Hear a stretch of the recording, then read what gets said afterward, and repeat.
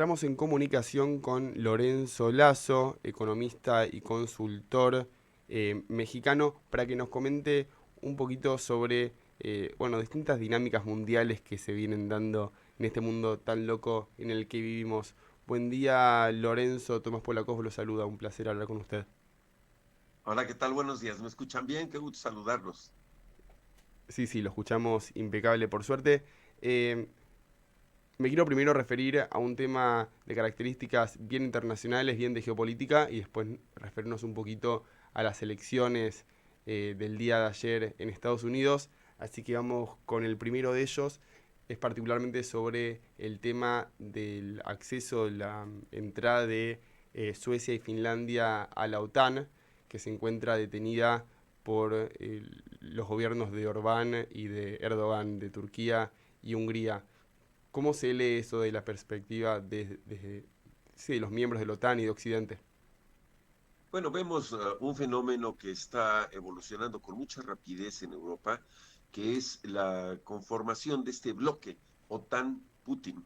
Y en este sentido, estos dos países nórdicos, de los cuales se genera una frontera de más de 1.400 kilómetros directamente con el norte de Rusia, se está generando esta solicitud de acceso a la OTAN y esto daría un frente abierto, directo, de contacto entre un país que necesariamente tiene que estar armado con equipamiento y la estrategia de la Organización del Tratado del Atlántico Norte y la Federación Rusa. Esto representa, por supuesto, un elemento de cambio estratégico y, por llamarlo de alguna manera, de vulnerabilidad a la soberanía o quizá al riesgo de soberanía que tiene Putin y sobre el cual ha estado construyendo la argumentación del ataque a Ucrania. Entonces, por una parte está esto, por otra parte está el hecho de que, pues nada más recordemos que del puerto de Danzig al Mar Negro, es decir, a Odessa, por poner un ejemplo, es una frontera de 1.500 kilómetros. Es decir, se está duplicando lo que en la Segunda Guerra Mundial se llamó el Frente Ruso, ¿verdad? Esto genera realmente un elemento de tensión y un cambio estratégico fundamental en las relaciones este-oeste en esa región. Por supuesto que la posición que tiene Turquía y en su caso Orbán en Hungría son dos elementos que tenemos que analizar con peculiaridad. Uno, el hecho de que el gobierno turco determine que los integrantes del partido de oposición PPK están viviendo con asilo en estos países nórdicos, para el criterio del presidente turco, pues esto significa que están defendiendo lo que para Turquía sería un caso de terrorismo, lo que en otros países entenderíamos como libertad de política o libertad de expresión. Pero el hecho de que el partido PPK ha tenido actos hostiles en territorio turco y que sus líderes están asilados en Finlandia, pues pudiera y es un elemento discutible que sea o no la razón por la cual están bloqueando y presentando este veto al acceso de Finlandia, en su caso Suecia, a la Organización del Tratado del Atlántico Norte. Y por otra parte, Hungría es un país que está un tanto más alineado con la posición rusa, es un país que tiene pues vamos a llamarle una renovada alineación con Rusia después de esta oleada de democratización independiente que viene con la caída del muro de Berlín.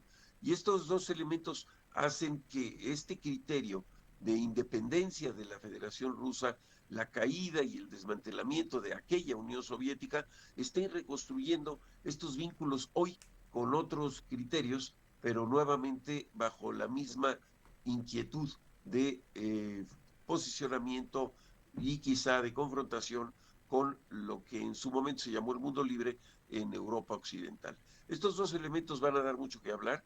Definitivamente yo considero y tengo una expectativa de que necesariamente Finlandia y Suecia van a acabar siendo integrantes de la Organización del Tratado del Atlántico Norte y que lamentablemente vamos a seguir viendo estos procesos de, vamos a llamarle, de tensión y de hostilidad verbal para empezar en esta posición que están teniendo Rusia con el resto de Europa y la Organización del Tratado del Atlántico Norte, buscando un elemento, vamos a llamar, de conformar y fortalecer este bloque europeo. En ese escenario están, y pues va a pasar todavía bastante diálogo en este trámite, pero no deja de ser un elemento de cambio histórico importante. Puede pensarse que Occidente está fallando en terminar con las disidencias al interior de su propio bloque, siendo, bueno, la OTAN y la Unión Europea dos organizaciones que se suponen que tienen como estándar o como estandarte la democracia, y bueno, estando también integrados por estados que van en contra de esos valores, eh, ya sea Turquía en el caso de la OTAN, eh, y Hungría en el caso de la Unión Europea, que si bien todavía o sea, dependiendo del índice de democracia que leamos, puede ser considerado un Estado democrático o ya no, tiene un backlash de una retirada de la democracia importante a manos de Erdogan. No tiene Occidente los mecanismos para asegurar que la libertad, sí, para asegurar la continuidad de los valores democráticos y liberales en estos países. Definitivamente, si lo que vemos realmente en este proceso de cambio de valores, en este criterio de imposición por parte de Rusia sobre un territorio ajeno, que en este caso Ucrania, pues lo que estamos viendo es un deterioro importante de los valores y de los criterios que dábamos por definitivos en la democracia. Vemos que surgen las posiciones radicales, excluyentes y xenófobas. Vemos que hay posiciones de democracias recientes que están incómodas con la libertad de expresión, la libertad de asociación y la libertad de postular candidatos de oposición. Y esto realmente es un elemento importante porque dábamos por hecho que la democracia era un producto social permanente garantizado por las instituciones y por las leyes. Y hoy vemos que los líderes autocráticos avasallan la ley, avasallan las instituciones y buscan la imposición de un criterio personal por encima de los conceptos que, repito, consideramos permanentes de la democracia.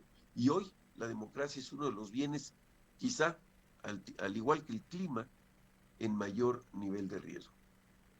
Así es, lamentablemente.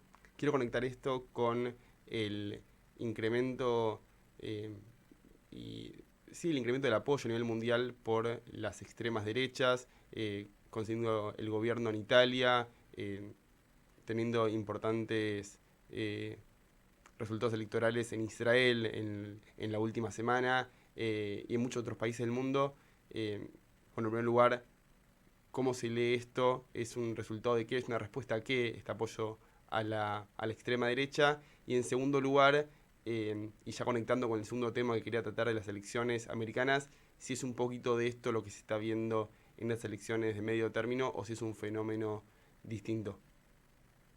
Pues, por una parte vemos que la retórica democrática, la retórica electoral, la retórica de posicionamiento de los partidos políticos en todo el mundo ha sido cada día más extremista.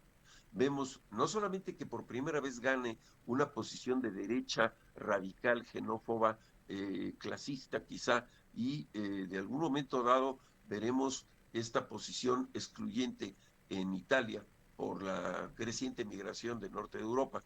Pero también vemos que la segunda fuerza electoral en Francia también es de derecha radical. También vemos que hay derechas radicales que han estado surgiendo en Austria y que de alguna manera llevaron a Inglaterra a una de las crisis políticas más importantes con las corrientes que estaban detrás del Brexit y que aún están, digamos, tratando de mantener una posición dominante en el sistema político de ese país. Vemos que estas derechas radicales y estas izquierdas progresistas radicales en Europa o en Latinoamérica están generando un proceso de encono social, un proceso de violencia verbal e ideológica que están planteando posiciones de tensión social que no son reconciliables. Y esto nos lleva pues a una frase que yo estaba comentando hace unos días que le llamo yo el retorno de los brujos. Es decir, Lula en Brasil, Netanyahu en Israel y Trump en Estados Unidos están regresando con posiciones radicales extremas, con posiciones donde quizá lo más grave de un proceso autocrático no es que haya un gobernante extremista, lo más grave es que haya millones de personas que crean que ese es el camino. Lo más grave no es un Mussolini, un Hitler que está llevando a la gente al extremo. Lo grave con ellos es que haya gente que levante el brazo. Ese es el grave problema que yo veo hoy, que estemos en este proceso donde quizá en estos países se empieza a levantar el brazo en las izquierdas extremistas o en las derechas extremistas. Y esto evidentemente en Estados Unidos está generando un proceso de tensión social extrema. Y tomando el tema de Estados Unidos, es muy peculiar que el expresidente Donald Trump esté abogando por los candidatos que él patrocina. Y aquí vemos en el Partido Republicano dos tipos de candidatos, los nominados por el Partido Republicano y los patrocinados por Donald Trump. Y lo que es muy interesante de Donald Trump es que está haciendo él su precampaña envuelto en el proceso de esta elección, pero curiosamente hoy no dice que esta elección es falsa. Hoy no dice que el sistema electoral por el cual él dice que no perdió, ahora resulta que sí es creíble para él. Y es el mismo sistema electoral, es la misma ley electoral, es el mismo método y en muchos casos son los mismos funcionarios electorales que estaban hace 2 años en el conteo de votos. Y hoy vemos que Donald Trump sí le cree al sistema porque le va a beneficiar al Partido Republicano, según vemos, vamos a ver un Partido Republicano recargado, que está tomando una posición importante en la Cámara de Representantes y que con un voto puede tener el control del Senado. Recordemos Lo- que son 100 senadores, 50 del Partido Demócrata, 50 del Republicano, hoy está en cambio esta cantidad y es muy probable que los republicanos puedan tomar con un voto el control del Senado.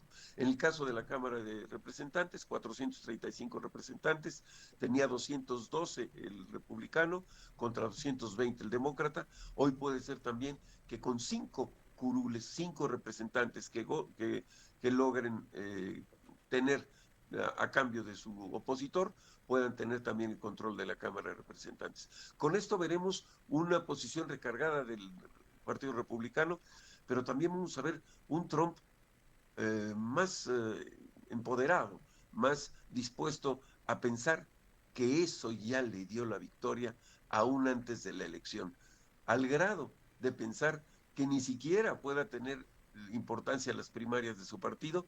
Y aquí lo más grave, y esto lo he dicho en otro momento, vemos a Elon Musk que compra Twitter para tratar de incidir en la opinión pública de su país, y por qué no, Donald Trump haya comprado literalmente el Partido Republicano. Este es el grave problema de Estados Unidos, que el dinero sustituya la voluntad popular.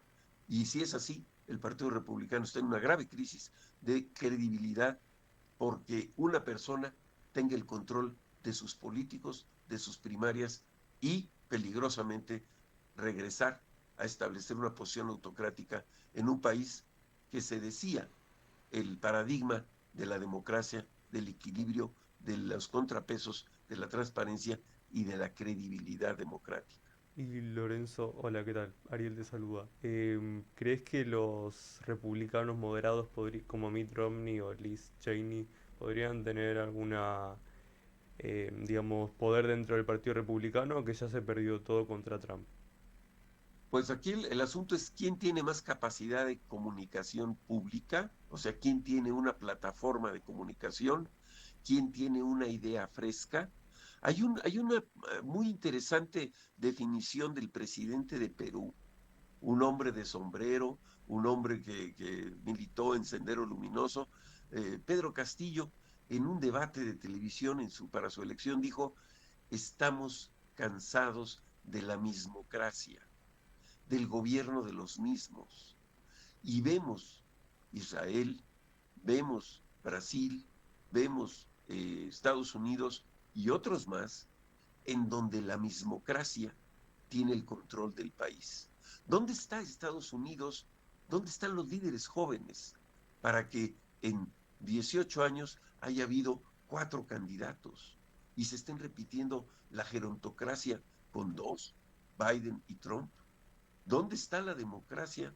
¿Dónde están los nuevos talentos en Israel en donde no pueden cambiar a Netanyahu, que está perseguido y demás, siendo un personaje histórico Netanyahu por su calidad de gestión política internacional, pero definitivamente con problemas internos relevantes? Y vemos el caso de Brasil, Argentina, en fin, otros países de la región con este criterio peculiar de la mismocracia.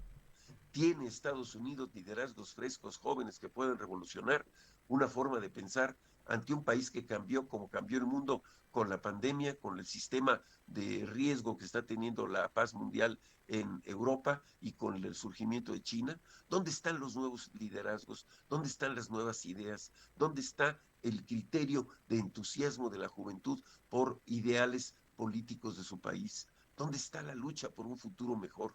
¿Se lo van a dejar a esos brujos? ¿Se lo van a dejar a esos extremistas? Muy, muy claro, muy contundente. Yo inevitablemente relaciono la surgida, si es que existe esa palabra, el crecimiento de los extremismos en todo el mundo con una creciente polarización también existente en los sistemas partidarios de los países democráticos. Particularmente en Estados Unidos vemos una distancia cada vez mayor entre lo que proponen las alas más extremas y el mainstream del Partido Demócrata y el Partido Republicano.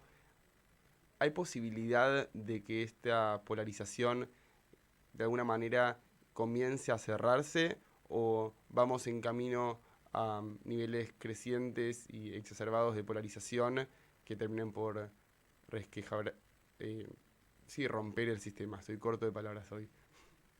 Mira, muchos de los primeros votantes que están teniendo edad para votar en este año, pues nacieron al inicio del siglo. Es decir, la dimensión histórica que tienen los nuevos votantes está vinculada con las fuentes de información que reciben. Y esta nueva generación es la que llamamos de la satisfacción instantánea. Es una generación de impaciencia. Es una generación a la cual se le tiene que dar un concepto corto. Es una generación que piensa, decide, siente y actúa en 140 caracteres. Por lo tanto, el nivel de compresión del mensaje político tiene que ser extremista para llegar. Es decir, en Estados Unidos es el aborto o el comunismo, ¿no? Es el uso, el derecho del uso de las armas para la defensa propia o es la criminalidad que cruza la frontera. Pero curiosamente, en el caso de la señora Pelosi, el atacante de su marido es un inmigrante ilegal, pero con cuidado, es un inmigrante ilegal canadiense. En el 9/11, los terroristas cruzaron la frontera estadounidense por el norte. Entonces, estos elementos de crear estereotipos de razonamiento que llevan a la gente a tomar una decisión irreconciliable con sus semejantes es muy peligroso. Pero es la forma como se está construyendo el diálogo político a través de estos criterios de extremismo y de alta compresión de una idea que tiene que llegar, vamos a decir, grabada en hierro candente en la conciencia del votante. Y por lo tanto son temas realmente que hacen a la gente enfrentarse. El aborto es un elemento de una construcción religioso, emocional, de un carácter tan profundo que el posicionamiento de uno u otro hace excluyente el diálogo político. Y de esta manera vemos estas posiciones realmente excluyentes. El presidente Trump diciendo que Estados Unidos está en manos del comunismo. Mándenlo a Cuba, mándenlo a Venezuela para que entienda, mándenlo a Corea del Norte para que sepa lo que está hablando. El llegar a amenazar o a crear estos elementos simbólicos tan violentos, pues hace a la sociedad dividirse, confrontarse. Y luego los políticos pueden, como son políticos, pues pueden tener el cinismo de llevarse bien entre ellos, pero la sociedad está lastimada, la sociedad está fracturada, la sociedad está enemistada entre sí. Y ese es lo que yo llamaría un delito moral de un político, confrontar a las sociedades extremas. Me quedaría charlando 2 horas más acerca de estos temas, la verdad muy interesante, pero me quedo sin tiempo, así que debo despedirlo. Muchas gracias por por su tiempo. La verdad, fue un Pensemos en placer. nuevos liderazgos, pensemos en nuevos valores. Son necesarios, son imprescindibles, y no dejemos que el retorno de los brujos cancele el derecho de las mayorías a buscar un futuro mejor. Me quedo con esa frase final. Dialogamos con Lorenzo Lazo.